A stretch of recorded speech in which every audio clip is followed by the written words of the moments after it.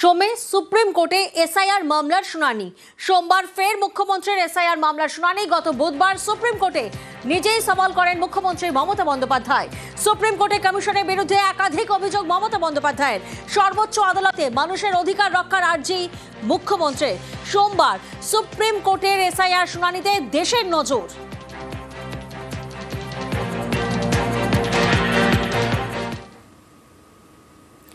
বাড়ির একেবারে গা ঘেঁষে তৈরি করা হচ্ছে বহুতল, আর এই নিয়ে অশান্তি। তৃণমূলের কাউন্সিলরের মারে বৃদ্ধের মৃত্যু। ব্যারাকপুরে চাঞ্চল্যকর এই অভিযোগ। অভিযুক্ত কাউন্সিলর গ্রেফতার।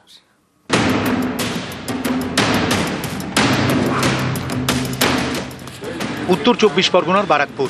এখানে বাড়ির গা ঘেঁষে বেআইনি নির্মাণের অভিযোগ। প্রতিবাদ করায় যুবককে মারধর, তাঁর বৃদ্ধ বাবাকে পরপর লাথি, যার জেরে তাঁর মৃত্যু হয়েছে বলে পরিবারের দাবি। নিশানায় স্থানীয় তৃণমূল কাউন্সিলর। উত্তর বারাকপুর পৌরসভার 23 নম্বর ওয়ার্ড মনিরামপুর। এখানকার বাসিন্দা তুলসী অধিকারী, বয়স 81। তার বাড়ির গা ঘেঁষে তৈরি হচ্ছে 4তলা বিল্ডিং। এই একটা প্রাচীর, এই প্রাচীরের এই পাশে তুলসীবাবুর বাড়ি, এই পাশে নতুন যিনি কনস্ট্রাকশন করছে তার বাড়ি। কোনো 3 ফুট তো দূরের কথা, 1 ফুটও কিন্তু সেখানে তাকে ছাড়া হয়নি। এ নিয়ে বছরখানেক আগে পুরসভায় অভিযোগ জানান তুলসী অধিকারী। সম্প্রতি প্রতিবাদ জানান তাঁর ছেলে হেমন্ত। পুরসভায় লিখিত অভিযোগ করেন। এরই মধ্যে রবিবার সকালে তুমুল অশান্তি বাধে। এলাকার একটি চা দোকানে বসেছিলেন হেমন্ত অধিকারী। সেখানে হাজির হন স্থানীয় তৃণমূল কাউন্সিলর রবীন্দ্রনাথ ভট্টাচার্য। অভিযোগ, বাড়ির পাশের বহুতল নিয়ে পুরসভায় নালিশ জানানোয় হেমন্তকে চড় থাপ্পড় মারেন কাউন্সিলর। ঘটনাস্থলের কাছেই হেমন্তর বাবা তুলসী অধিকারীর ইলেকট্রিকের দোকান। ছেলেকে বাঁচাতে তিনি চায়ের দোকানে যান। কাউন্সিলরের সঙ্গে শুরু হয় কথা কাটাকাটি। অভিযোগ, তখনই বৃদ্ধকে পরপর 2বার লাথি মারেন কাউন্সিলর। ঘটনাস্থলে লুটিয়ে পড়েন তুলসী অধিকারী। তাকে বারাকপুর ক্যান্টনমেন্ট হাসপাতালে নিয়ে গেলেও বাঁচানো যায়নি।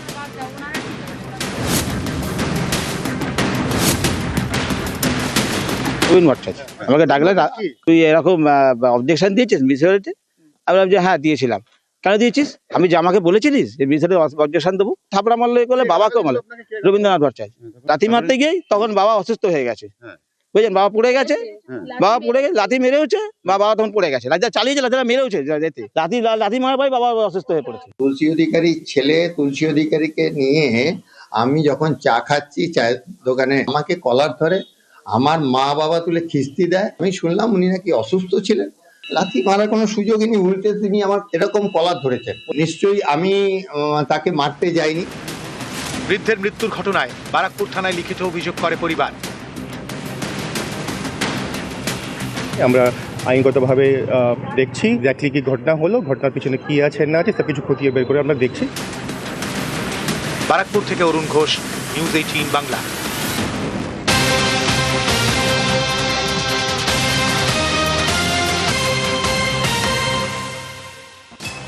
ব্যারাকপুরে কাউন্সিলরের মারে বৃদ্ধের মৃত্যু সাসপেন্ড। উত্তর ব্যারাকপুর পুরসভার কাউন্সিলর রবীন্দ্রনাথ ভট্টাচার্য 6 বছরের জন্য দল থেকে বহিষ্কার তৃণমূল কাউন্সিলরকে। বহিষ্কারের কথা জানান ব্যারাকপুরের সাংসদ পার্থ ভৌমিক। ইতিমধ্যে গ্রেফতার অভিযুক্ত কাউন্সিলর রবীন্দ্রনাথ ভট্টাচার্য। আগামীকাল ব্যারাকপুর আদালতে পেশ করা হবে তাকে। মিউনিসিপ্যালিটি ব্যাপারটায় ইতিমধ্যেই নোটিশ পাঠিয়ে এর মধ্যে মনিটরিং করা শুরু হয়েছিল। তারপরেও স্থানীয় কাউন্সিলর কেন ব্যক্তিগতভাবে জড়িয়ে পড়লেন, এটা অতি অবশ্যই দলের কাছে সঠিক ধারণা পোষণ করছে না, এবং দল সঠিক ধারণা পোষণ করছে না বলেই রবীন ভট্টাচার্যকে 6 বছরের জন্য দল থেকে সাসপেন্ড করছে। এবং প্রশাসনের মতো প্রশাসনিক ব্যবস্থা গ্রহণ করবে, আইনের পথে চলবে।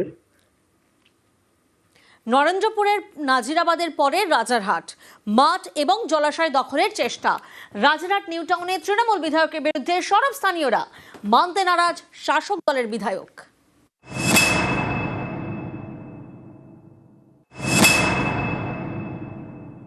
পুরো এর মূলে আছে তাপস চ্যাটার্জি এই জিনিসটাকে করাচ্ছে। কোম্পানি তারা করছেন তাদের জমিতে কোনো পুকুর আলাদা আছে, পুকুর কোনো ভরাট করার কোনো ব্যাপার নেই। আমার বিরুদ্ধে অভিযোগ করে যদি কেউ 1-2 মরে থাকে তাহলে আমাদের হয়তো বিরোধী। ওখানে বসতি আমি নিজেই বসিয়েছি, কেউ উদ্দেশ্য প্রণোদিত ভাবে আর কোনো বক্তব্য থাকলে নিশ্চয়ই হচ্ছে সেটা আমরা সবাই মিলে বসে করবো। সোমবার ঠিক হয়েছে, বসে সবাই মিলে বসে সেটাকে ঠিক হবে।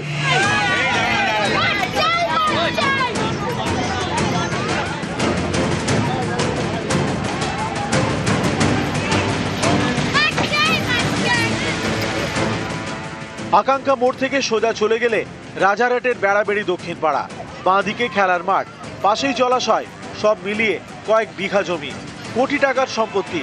অভিযোগ, এখানেই জমি হাঙরের নজর পড়েছে। মাঠ এবং জলাশয় দখলের চেষ্টা করে প্রমোটিং এর ছক। এই জায়গাটা আমাদের ছিল, তারপরে এখানে সব দাদারা এসছে টাকা খেয়ে বলে যে এই জায়গাটা আমরা ঘিরবো। আজাদ দাদা এসেছিল, তারপরে বেনু এসেছিল। আজাদ হচ্ছে গুন্ডা।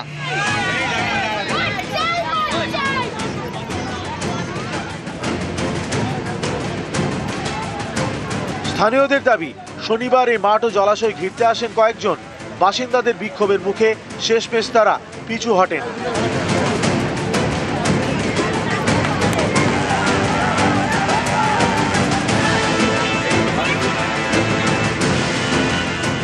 স্থানীয়দের দাবি, মাঠ ও জলাশয় দখলের এই চেষ্টা, এর পিছনে রয়েছেন রাজারহাট নিউ টাউনের তৃণমূল বিধায়ক তাপস চট্টোপাধ্যায় এবং তার ঘনিষ্ঠ বলে পরিচিত তৃণমূল কর্মী আজাদ।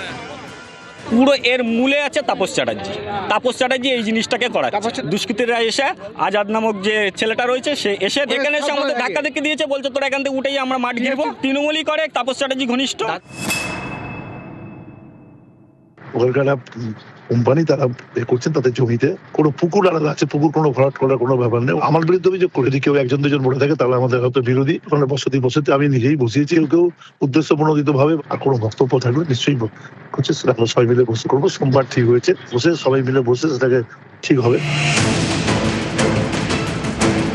রাজারহাটের বেড়াবেড়ি দক্ষিণ পাড়া থেকে মিনিট 40-এর দূরত্বে নরেন্দ্রপুরের নাজিরাবাদ। এখানেও জমি হাঙরদের দৌরাত্ম্যের অভিযোগ। বছরের পর বছর ধরে একের পর এক জলা জমি বুঝিয়ে তৈরি করা হয়েছে বেআইনি নির্মাণ। এই দেখুন নাজিরাবাদের স্যাটেলাইটের ছবি। 1985 সালে কি ছিল আর এখন কি হাল। 85-তে সবুজে সবুজ, আর এখন সেই জলা জমিতে ব্যাঙের ছাতার মতো নির্মাণ। নাজিরাবাদের জমি হাঙরদের বিরুদ্ধে একাধিক এফআইআর হয়েছে, কিন্তু তারপরেও কোনো ব্যবস্থা নেওয়া হয়নি বলে দাবি। এবার সেই নাজিরাবাদ থেকে 40 মিনিটের দূরত্বে রাজারহাটে জমি হাঙরের দৌরাত্ম্যের অভিযোগ।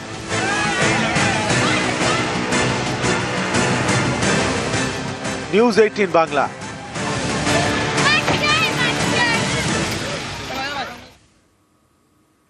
বারবার আবেদন করেও মিলছে না বাংলার বাড়ির টাকা। পুরুলিয়ায় চাঞ্চল্যকর অভিযোগ বিজেপি পরিচালিত পঞ্চায়েতের বিরুদ্ধে, আর এই নিয়ে পঞ্চায়েত প্রধানের মুখে কুলুপ।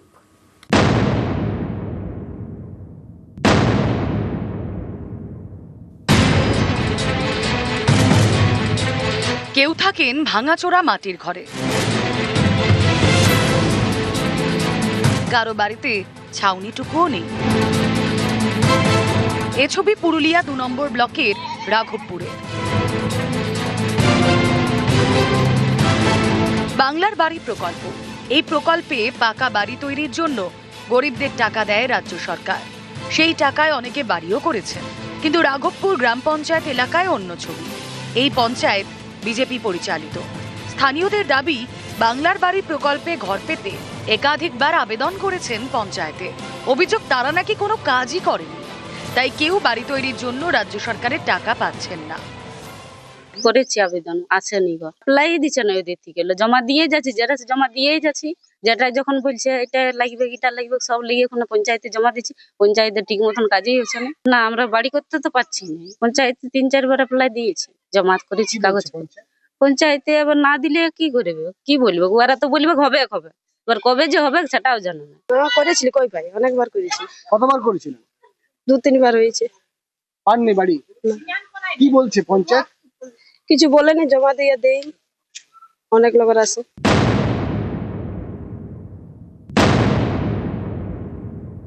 এরা পঞ্চায়েতটা গেরুয়া রঙে রাঙিয়ে দিয়েছে, কিন্তু মানুষের যে কাজ, সাধারণ মানুষের যে বাড়ির পাওয়ার যে কাজ, সেটাকে ইচ্ছাকৃতভাবে আটকে রেখেছে।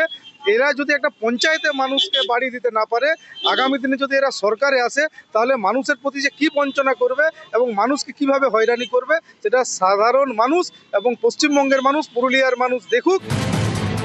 বিজেপি পঞ্চায়েতের বিরুদ্ধে চাঞ্চল্যকর অভিযোগ, অথচ প্রধানের মুখে কুলুপ। না, আপনি তো প্রধান, আপনি কি এরকম বলতে পারেন যে আপনি কথা বলবেন না কারোর সাথে? আপনি একজন জনপ্রতিনিধি, ভোটে জিতেছেন, আপনার এলাকার মানুষ বাড়ি পাচ্ছে না, আবাস যোজনার বাড়ি পাচ্ছে না, কষ্ট করে আছে।